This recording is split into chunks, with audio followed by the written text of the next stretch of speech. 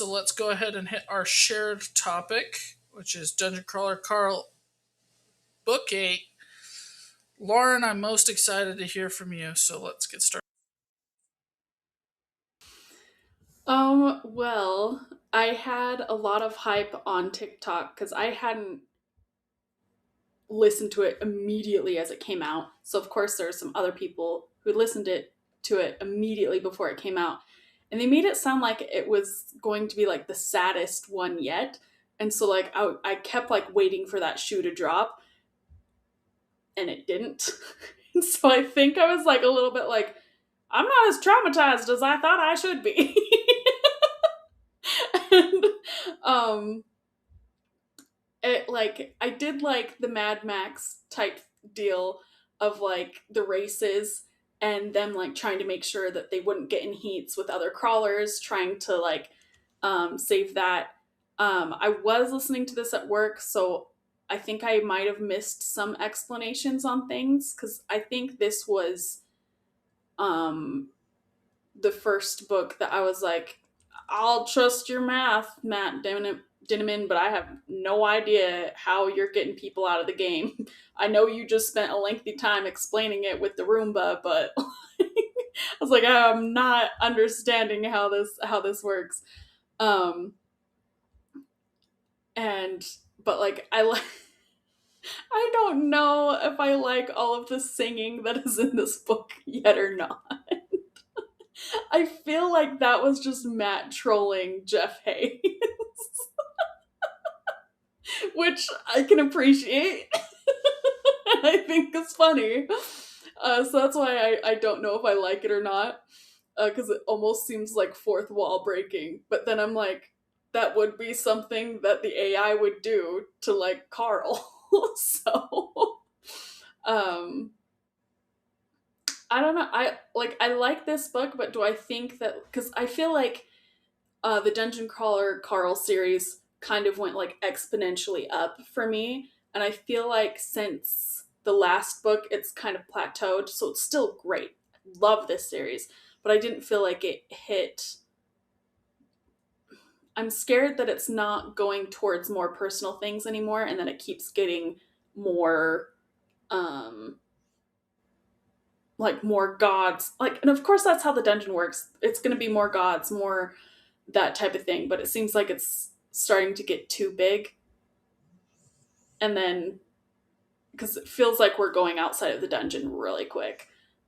And I know that it's supposed to be a 10 book series. So we have, was this the eighth book or the seventh?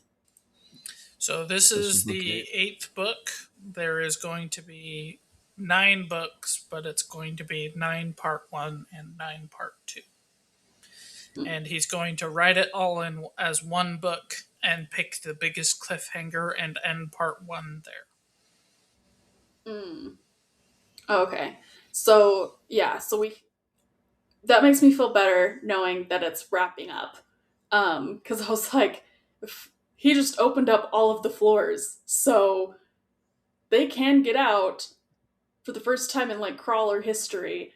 But he also said the thing of like, the thing about like exits is there also entrances, and I was like, what's coming in? like, I what think it's what going are to you be gonna do? Katya. I Mm, think Katya's coming back in through the 18th floor. yeah, because it did mention a lot of like the what is it called? The natives or whatever are fighting back, but it's like not really a fight because they don't have a lot of technology. Um, yeah, I enjoyed it. I'll probably re-listen to it again when I can actually pay more attention to it, and I'm not just trying to hurry and push through it for a podcast. um, yeah, I didn't feel like there was too much because like I wanted more stuff with like Carl and the river in his head, and I didn't really get that at all. Like he snapped at some um NPCs that killed some of his guys, but I feel like we've had more of like a constant of the river in other books than we had in this one. And so, yeah, there's just a little things I felt like got left behind a little bit, but it's still a great book. What is your rating? I would say 8 out of 10.